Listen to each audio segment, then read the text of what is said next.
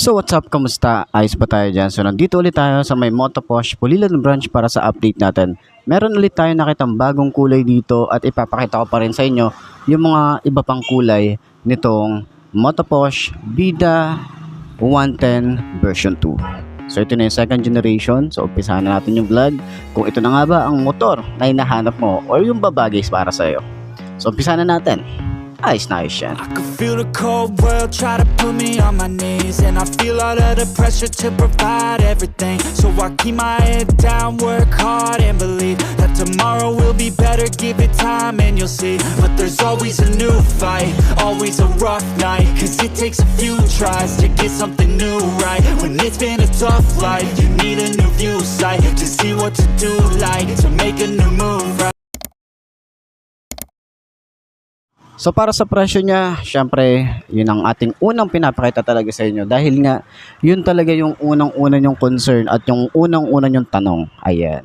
So ito na yung second generation or version 2 ng Bida 110. Para sa presyo na 42,000, naka-straight monthly sila rito ngayon. Ayan. So ibig sabihin nun, ito na agad yung uhulugan mo. Wala ka ng down payment.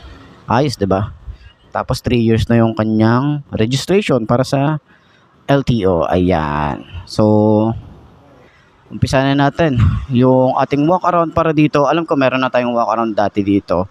Pero dahil nga may mga bago tayong subscriber, syempre, ikot ko ba din kayo para sa motorcycle na to? Baka kasi trip nyo yung ganitong motor. 'Di ba?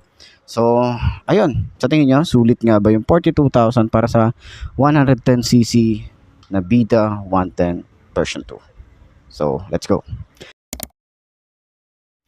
So ayun na nga, para sa kanya headlight, isa sa mga nagustuhan ko din dito kasi nga yung mga ganitong motorcycle na nakikita natin is talagang naka bulb type, pero yung isang to ay naka LED na. Meron din tayong park light dito na LED rin, maporma yung kanyang design, maganda yung paint job, bonus yun. So good job tayo rito para kay Motoposh. Pakita ko pa rin sa inyo yung iba pa nilang kulay siguro sa susunod na vlog. Okay, so ayun na nga, meron din tayo rito 3 bolts. Tapos yung motor na to ay talagang nakangiti. So ayan, meron kasi siyang parang naka-smile dito. Tapos ito yung naging mata, ito yung naging bibig, 'di ba? And then yung decals niya, minimalist lang. Meron tayo ritong red lining, gray and white. Tapos dun din sa may side pairings. And then yung kanyang signal light is LED rin. So halos lahat ng ilaw nito ay naka-LED na. Meron din tayo ritong park light para kitang-kita tayo sa side view. Meron tayong parang carbon fiber finish dito. And then, aggressive tsaka may mga patulis yung kanyang design dito. Kita niyo yung mga design na yan. Ayan, may mga patulis na design tayo rito. Para tayo may winglet dito. And then, bulky yung kanyang front fender. Ayan. Tapos, ito rin yung plastic na ginamit. Tapos mahaba yung ating extension at matte finish naman to. So meron tayong mga ganitong design para sa mga wire natin, hindi siya yung kalat-kalat, 'di ba? So maganda rin yung kanyang telescopic fork, kulay gray, glossy finish. Naka-wide spoke tayo rito. Ang size dito ay 2.5 by 17. Maganda yung tires niya, mabalahibo. At isa pa sa nagustuhan ko rito ay naka single disc brake tayo rito. Meron siyang touch ng gold, naka dual path caliper, tapos ang isang to ay parang naka combi brake. Ito yung device na yan, oh. Ayan, anti-lock braking. Ayan pa nga nakalagay, oh, 'di ba? Parang may ABS tayo rito. Ayos, 'di ba? Ganda ng ganito. So ito pa lang yung nakita kong merong ganito na motorcycle tapos mababang cc, 'di ba? Additional feature siya. Dito naman sa handlebar natin ay naka-upright position tayo rito. Ayan, so analog type yung kanyang panel. So sana dito mag-upgrade din sila, no, sa mga susunod na version na mali naman natin magkaroon sila ng ibang version na naka fully digital, 'di ba? Ayan, pero kitang-kita natin dito yung mga details niya. Dito is speedometer, yung kanyang signal light, isang blink lang 'yan. Gear indicator na 1 to 4, neutral pag naka-high beam, and then yung fuel gauge. Yung switches niya, ordinary plastic na ginagamit ni Motoposh. Ayan. So meron tayo rito ang park light, headlight, electric starter, dito sa side, high and low, signal light, busina, and then choke. Ayan, kasi carb type pa rin yung isang to. Sa grip niya, maganda rin. Tapos makapit din siya. Yung throttle, sobrang babaw nito. So ito ay naka semi-automatic. Yan. Wala silang nilabas nito na naka-clutch. Okay? So levers, manipis lang yung kanyang levers. Yan. Smooth lang din. Okay?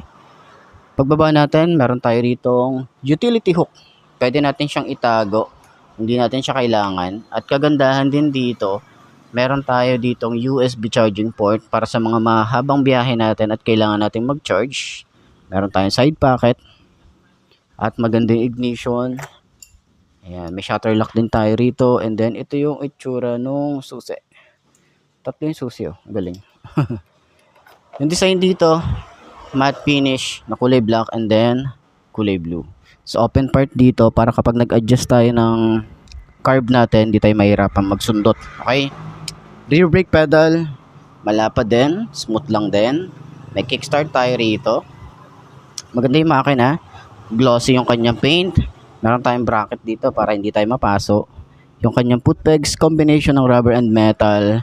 Maganda rin yung foot pegs para dito sa angkas. Malapad siya or malaki. Yung paint job para dito sa alloy na ginamit, glossy, mayroon siyang mga glitter effect. Ganda ng paint job, pati yung kanyang swing arm, same lang din. Meron siyang mga glitter effect, no? So sa tambucho, maganda rin yung kanyang exhaust. Ito metal to. Yan. So or stainless. Tapos naka dual shock tayo rito. Hindi siya adjustable pero magandang klase rin yung shock niya. Naka drum brake tayo dito sa likod, naka wide spoke. Ang size dito ay 2.75 by 17. Same lang din yung design dito sa likod. Mabalahibo din siya. So dito naman mapapansin natin meron tayong parang carbon fiber finish dito sa may bandang side. And then yung decals, ayan, meron tayong red lining, white lining, tapos faded yung design dito. Ayan. Tapos may mga pakanto or may mga pa-curve na design, no? So, makikita mo dun sa matte finish niya. Makikita mo yung mga shadow. Yun yung kagandahan ng matte. Dito naman sa kanyang taillight, naka LED na rin tayo rito. Maganda rin yung design. Split type, yung signal light niya dito na rin. So, hindi na siya nakausli. 'Di ba? At least hindi tayo masyadong hirap or maganda yung mga ganito kasi hindi siya basta-basta napuputol. Okay? So, may reflector, lagay ng plate, malapad yung ating fender dito sa likod. Dito naman sa grab bar, malaki din siya. Tapos combination din ng rubber and metal. Ayan, kung ahawa ka dito. Ganda rin, solid. Sa upuan, yung leather na ginamit, maganda rin. Tapos may motopush dito na kulay gold. Makapal yung foam, maganda yung design, may mga stitches. Dito, may stitches siya. Two-tone naman siya. Pagka gray, tapos black. Ayan. Ganda yung leather na ginamit. Sobrang lambot din ng foam. Hanggang dito makapal sa may OBR niya. Yung ating upuan medyo ano lang to, bumababa siya. Hindi siya masyadong ayan, madali siyang bumaba. Diba? So ayan, mayroon tayo rito ang compartment and then yung ating gas tank.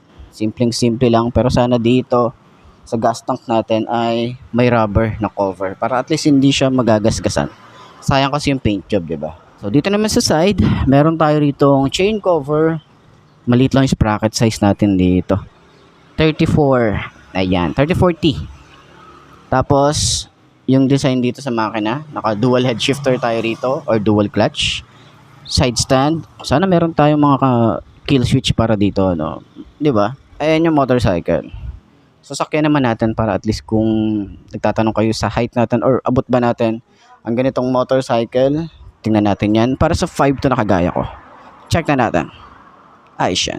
And I can feel the weight of the world better brace fast. Got a little blood in my mouth, I can taste that. And I've been beaten, bruised from the fight, ain't no fake out. Calluses, they grow from the pain and the days pass. But I will never give up, and I will never give in. Strength is all I got now, and damn it man, I'm all in. So I'ma have to stay tall, never show I'm bleeding.